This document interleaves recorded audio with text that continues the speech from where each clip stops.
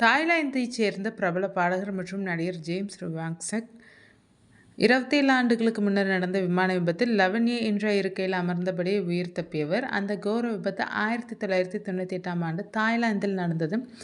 தாய் Airways TG261 விமானம் தரையிறங்கும் போது விபத்துக்குள்ளானதில் 101 பேர் உயிரிழந்தனர்.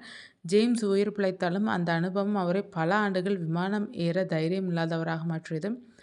சமீபத்தில் இந்தியாவின் அகமதாபாத்தில் ஏர் இந்தியா AI-171 விமானம் விபத்துக்குள்ளானது. அந்த விமானத்தில் 242 பயணிகள் இருந்த நிலையில் ஒரே நபர் மட்டுமே உயிர் தப்பியுள்ளார். அவர் விஸ்வாஸ் குமார் ரமேஷ் என்ற பிரிட்டிஷ் இந்தியர்.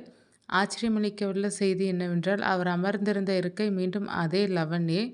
இதுகுறித்து ஜேம்ஸ் தனது ஃபேஸ்புக் பதிவில், இந்தியாவில் உயிர் தப்பிய நபர் எனது போல லவண்யா இருக்கையில்தான் இருந்தார். அதை கேட்டவுடன் எனக்கு புல்லரித்துவிட்டது. இது மிக அதிசயமானது என கூறியுள்ளார்.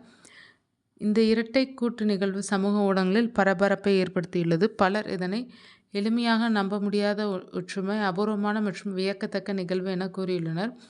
மேலும் விபத்துக்கு 2 நாட்கள் முன்னர் ஒரு பயண கட்டுரை லவண்யா இருக்கையை தவிருங்கள் என எழுதியிருந்தது குறிப்பிடத்தக்கது. இது அந்த இருக்கையின் வசதி குறைவை குறித்து இருந்தாலும், தற்போது அந்த இடத்தில் 2 பேரும் பெரிய விமான விபத்திலிருந்து உயிர் தப்பிய நிகழ்வால் லவண்யா இருக்கை ஒரு அதிசயத்தின் அடையாளமாக மாறியுள்ளது.